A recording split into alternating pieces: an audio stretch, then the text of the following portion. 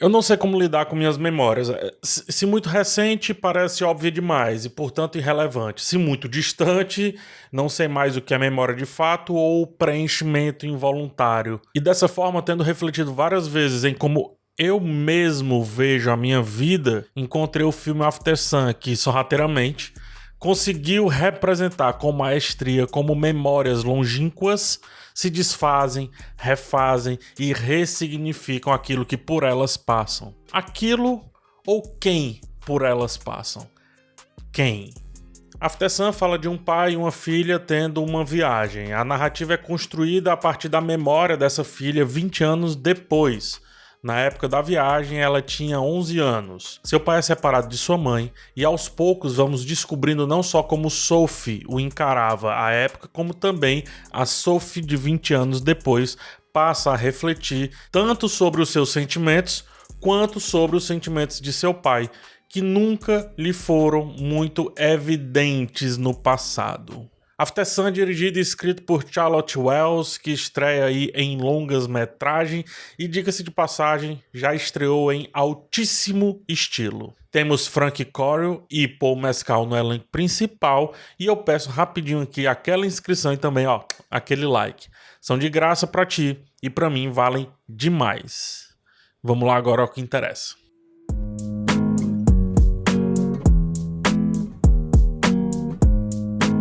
Estamos diante de um dos filmes mais sensíveis que foram lançados em 2022. É um filme claramente pessoal, tanto que há uma foto da própria diretora com 11 anos de idade e o seu pai, ambos fazendo uma viagem de férias. Sendo assim, é pequeno de propósito, eu julgo, porque antes de tudo é íntimo. Intimidade que sai da criadora e com certeza passa para diversos espectadores e espectadoras cedo ou tarde, na primeira vista ou nas demais. É um filme que fica maturando, fica marinando na cabeça de quem o assiste. Mesmo que não o ame, mas que consegue ser revivido apenas vendo trechos, trilha sonora ou conversando sobre. A cada pessoa soará de uma maneira diferente, o que é óbvio, porque assim são todos os filmes e séries, mas é que essa sensação também é marcante e precisa ser comentada. E por isso também tenho a certeza que ele vem funcionar como uma catapulta de sentimentos introspectivos, pessoais. E assim como foi para a diretora, íntimos daquele que está assistindo ao filme.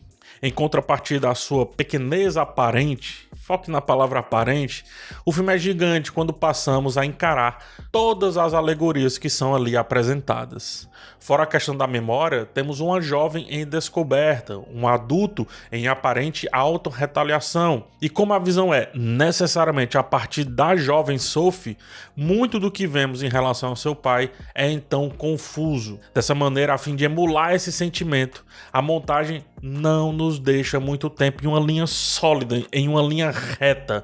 Ela nos joga de um lado para o outro, nos dilacera com momentos incompreensíveis a uma primeira olhada, principalmente, e mais do que isso, ela se constrói meio que sem forma, sem uma identidade pré-definida, como se fosse uma confusão de retalhos amarrados quase que aleatoriamente, ou melhor, como se fossem memórias resgatadas e recontadas em busca de se criar uma história minimamente coesa. Pai e filha carregam uma câmera que representa aqui tanto o gatilho para a Sophie mais velha revisitar essas filmagens meio aleatórias, como também um artifício preciso da direção de desmontar o filme usando esses frames espaçados, desconexos e aparentemente, de novo usando essa palavra, despretensiosos. Com a câmera perambulando entre os dois personagens principais, cria-se a ótima intenção da memória registrada que, apesar de gravada, não é necessariamente uma memória real, porque surge apenas como um trecho e não como uma realidade fidedigna, uma vez que, a maior parte do tempo, a câmera ela está desligada e não ligada. E é aqui que cresce o papo com relação ao roteiro e à montagem de After Sun.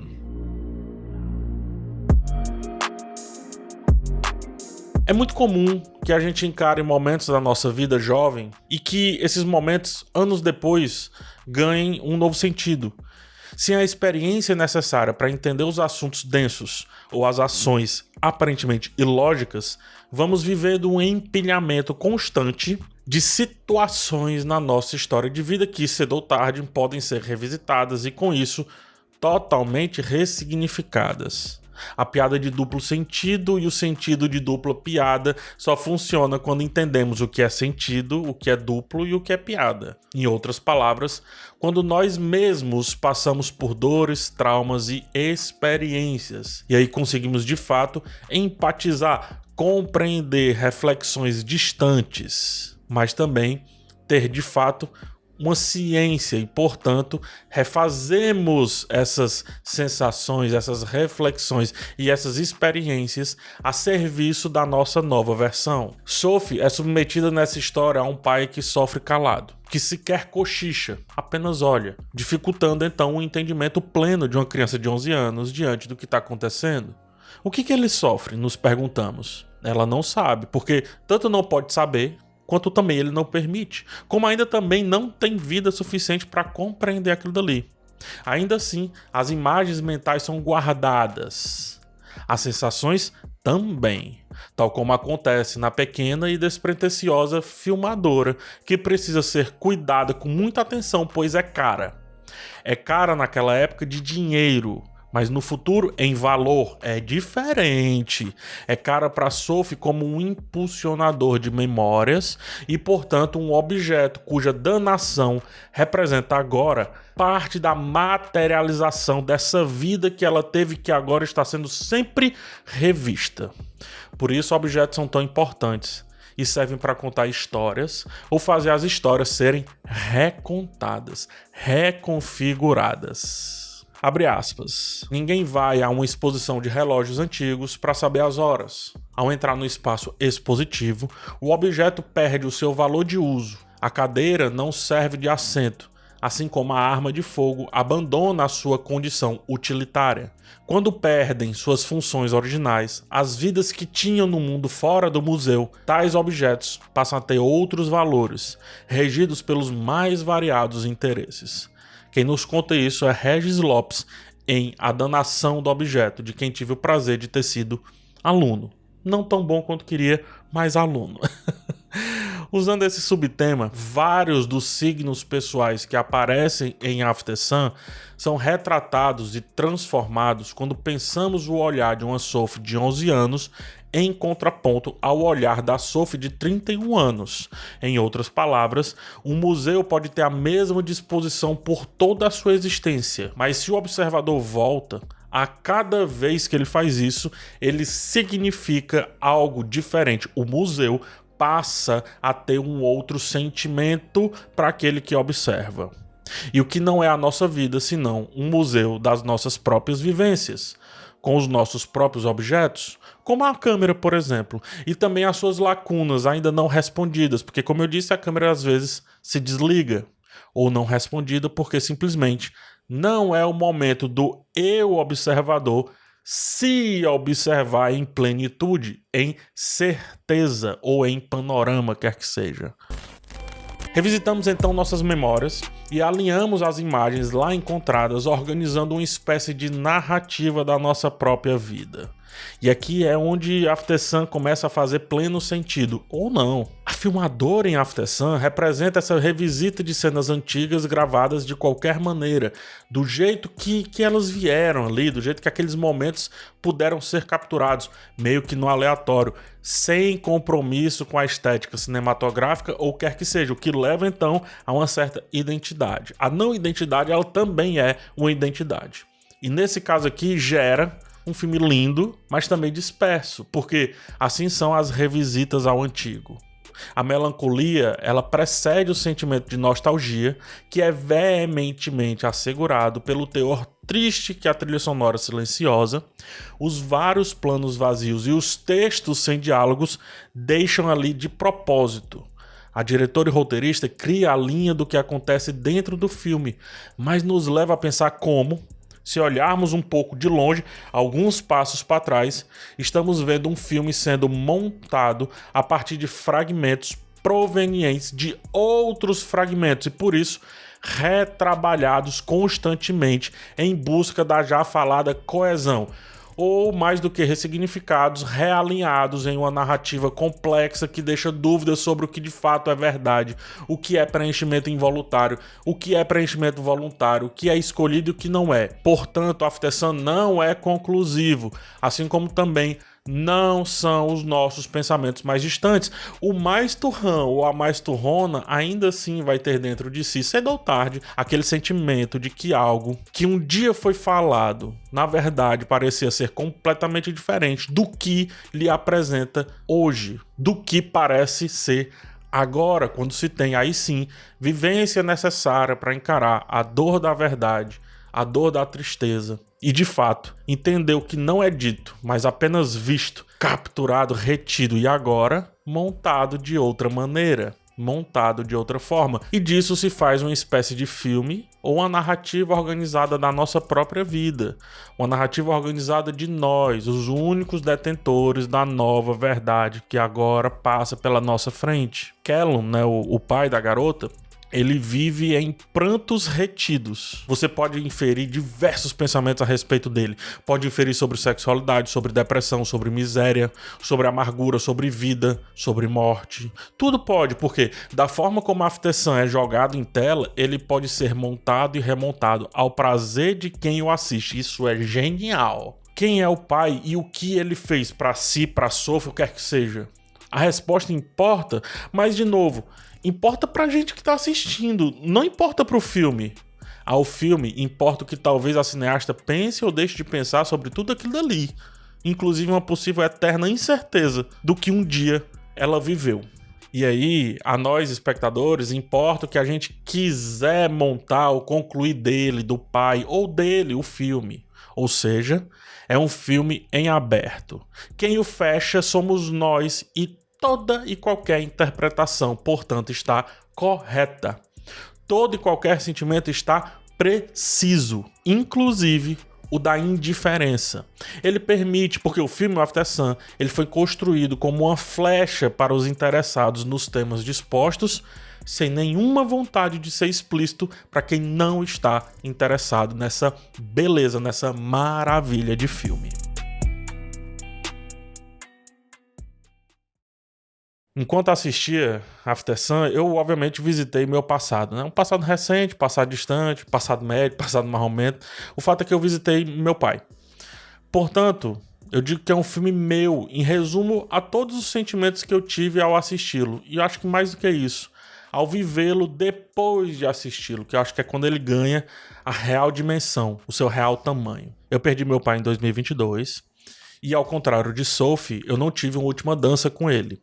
Estivemos muito tempo sob pressão, daqui para lá, de lá para cá, e hoje restam memórias sempre sendo ressignificadas. Memórias de discussões, de apelos calados de ambos os lados, de pedidos de socorro que nunca foram atendidos nem de lá nem de cá, e hoje são apenas fragmentos de memórias, nada mais, pelo menos por enquanto. Discutimos sobre religião, sobre sexualidade, sobre aceitação dos diferentes, sobre sociedade, sobre política e discordamos de praticamente tudo. Impacientes, nunca tivemos a vontade de torcer o entendimento do outro. Apenas nos repelimos. Talvez eu tenha falado demais, talvez eu tenha causado isso tudo. Talvez ele tenha falado demais, talvez ele tenha causado isso tudo. Talvez eu não disse o suficiente. Talvez ele não disse o suficiente. O vejo rir em minha mente. O vejo cantar. E ele me via rir sim.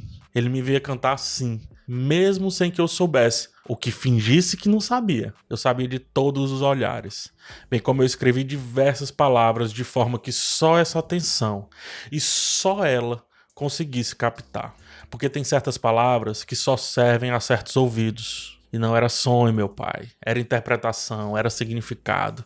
Era só pra ti. Usando a ideia firme de After Sun, de que nunca falamos de mais ou de menos, na verdade nunca estivemos preparados para falar o não dito e não dizer o dito, que me despeço de ti com muito carinho.